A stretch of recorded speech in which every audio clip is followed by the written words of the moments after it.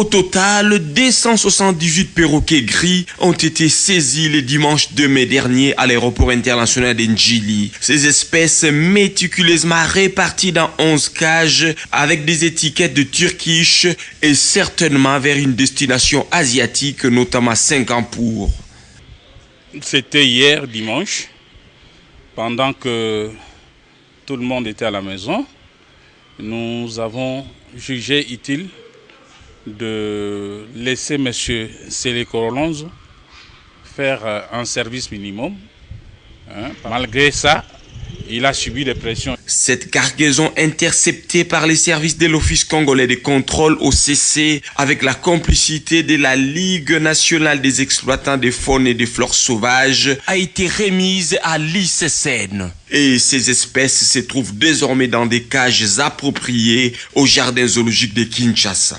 Le professeur Augustin Ngumbi est directeur de cabinet du directeur général de l'ICCN.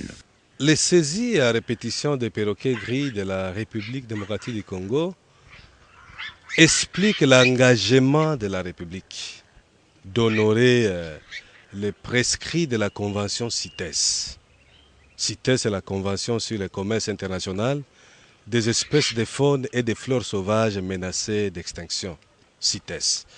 Et c'est pour montrer à la face du monde que la RDC ne tolère pas les commerces illicites de perroquets.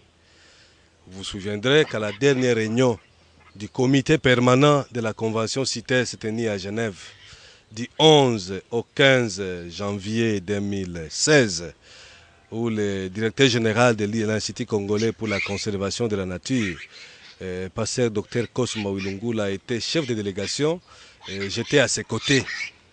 Il y avait une résolution de cette convention interdisant le commerce international de perroquets en provenance de la République démocratique du Congo jusqu'à nouvel ordre.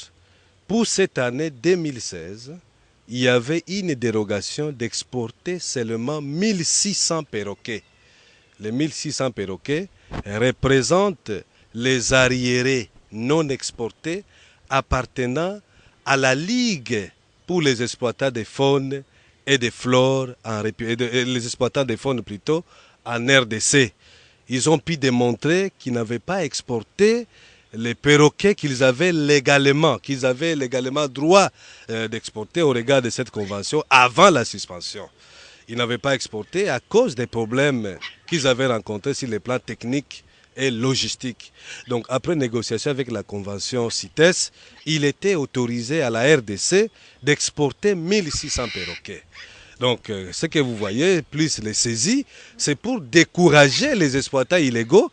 Il n'y a que le membre de cette ligue-là identifié qui ont les titres bien certifiés, les notes d'attribution des quotas, qui sont autorisés à exporter jusqu'au 31 décembre de cette année 1600 perroquets.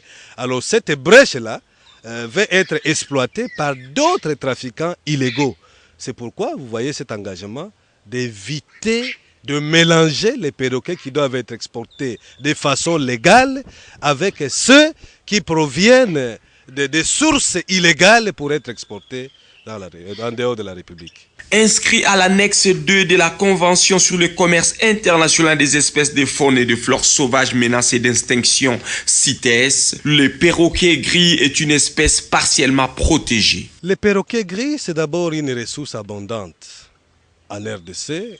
Cette ressource-là de perroquet est inscrite à l'annexe 2, c'est-à-dire le commerce est autorisé au niveau interne, avant la suspension bien sûr. Et dans les annexes de la CITES, cette même espèce-là est à l'annexe 2.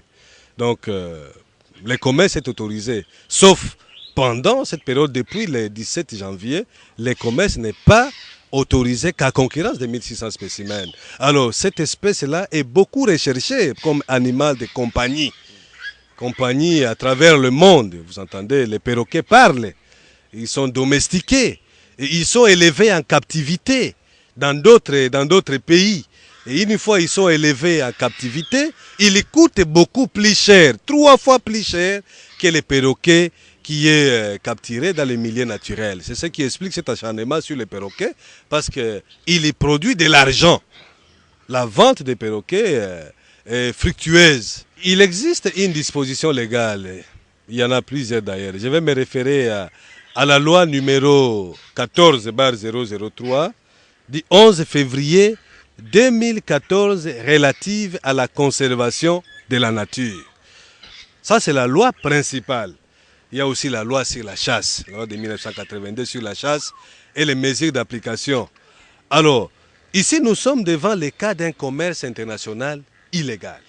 Et l'article 79 de cette loi sur la conservation de la nature dit ce qui suit. Est puni d'une servitude pénale de 5 à 10 ans et d'une amende de 25 millions à 100 millions de francs congolais. Toute personne qui exerce les activités de commerce international des spécimens d'espèces de faune et de flore sauvages intégralement protégés et leurs sous-produits. La peine est de 1 à 2 ans de servitude pénale et d'une amende de 10 millions à 25 millions de francs congolais, ou de l'une de ces peines seulement, lorsque les activités de commerce visant l'alinéa premier portent sur les espèces partiellement protégées. Nous sommes en face d'un cas de commerce international des espèces partiellement protégées, qui sont les perroquets gris à quai rouge.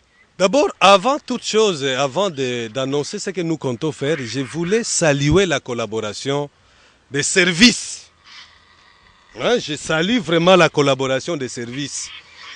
Ici, il s'agit de l'Office congolais de contrôle qui a saisi à l'aéroport l'OCC, qui est très vigilante. Je félicite vraiment le service de l'Office congolais de contrôle. Je félicite également la Ligue nationale des exploitants de faune en République démocratique du Congo, qui fait preuve du courage et du patriotisme. Cette ligue-là, à l'état actuel, n'est pas constituée de trafiquants illégaux. Cette ligue coopère. Elle a coopéré pour la saisie. La ligue a coopéré avec l'OCC et avec l'Institut congolais pour la conservation de la nature. Donc là, c'est vraiment une très bonne collaboration que nous saluons et nous montrons à la face du monde que la RDC est capable de se prendre en charge pour lutter contre le trafic illégal des espèces. Alors ce que nous comptons faire maintenant, c'est de poursuivre. C'est poursuivre les auteurs. Vous voyez, une fois de plus, nous nous retrouvons devant les spécimens.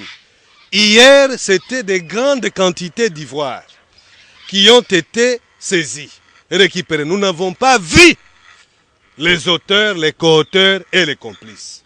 Aujourd'hui, c'est les perroquets. Ce n'est pas pour la première fois. Ici, au jardin zoologique de Kinshasa où je me retrouve, il y a plusieurs perroquets qui ont été saisis aux mêmes endroits pour être exportés illégalement à l'extérieur du pays. Saisis aux mêmes endroits, c'est où? C'est à l'aéroport d'Ndjili, international d'Ndjili. Donc il y en a plusieurs, vous entendez des voix, des cris, tout ça, pour montrer que réellement il y a un travail qui se fait. Mais nous ne sommes pas bien accompagnés par la justice. Nous ne sommes pas bien accompagnés par la justice. La justice devrait vraiment bien nous accompagner. Je lance un cri d'alarme au ministère public. Ça, ce sont des cas de flagrance. Les commerces internationaux illicites des spécimens, des espèces partiellement protégées. Nous n'avons pas pu mettre la main, l'OCC n'a pas pu mettre la main sur les auteurs, les co-auteurs et les complices. Mais ils sont quelque part identifiables à travers la lettre de transport aérien. Quand vous voyez cette lettre-là, LTA, le numéro LTA est bien connu sur les cages. Les numéros LTA sont là. Quand il y a déjà les numéros LTA, c'est-à-dire on connaît les propriétaires. Les propriétaires qui a embarqué, qui a tenté d'exporter. Il est connu à travers ces numéros. Donc les enquêtes peuvent mieux être poursuivies pour identifier à travers la compagnie Turkish Airlines. Donc je lance également un cri d'alarme aux compagnies aériennes. Turkish, Kenya Airways, Ethiopian Airlines et d'autres compagnies africaines, européennes et même nationales, pour leur dire de ne pas transporter les spécimens protégés, c'est-à-dire les animaux, de ne pas les transporter s'il n'y a pas de documents qui sont appelés permis d'exportation. Permis d'exportation, ce sont des documents qui sont délivrés par l'organe de gestion de la convention CITES, après avis de l'autorité scientifique qui est Institut congolais pour la conservation de la nature. Donc, lorsque les compagnies vont se retrouver devant les espèces protégées, en tout cas, qu'elles puissent exiger ces documents. Voilà pourquoi il se pose un besoin de les sensibiliser, de les former, de former tous ceux qui travaillent. Tous ceux qui travaillent dans les aéroports, dans les postes frontaliers, pour savoir le statut des animaux. On ne peut pas transporter n'importe comment les espèces, même les oiseaux, tout comme les animaux sauvages et consorts. On ne peut pas les transporter n'importe comment. Donc, je demande au ministère public pourquoi il peut se saisir d'office. Il peut se servir d'office même de cette déclaration. Le ministère public a le pouvoir de saisir d'office. Mais en attendant, comme nous savons qu'il y a une lourdeur dans la procédure, il y a déjà une plainte. Une plainte contre un connu, mais nous allons présenter toutes ces preuves, toutes ces images, les numéros de transport aérien, pour que ces actes soient découragés. Avec cette nouvelle saisie des perroquets gris, on peut sans nul doute se féliciter de l'action écologique que mène le directeur général de l'Institut congolais pour la conservation de la nature, le professeur Dr Cosma Wilungula, qui jouit d'une réputation enviable auprès des partenaires de la conservation, mais aussi de la population désormais appelée à dénoncer tout trafic illicite des produits et sous-produits de la faune sauvage.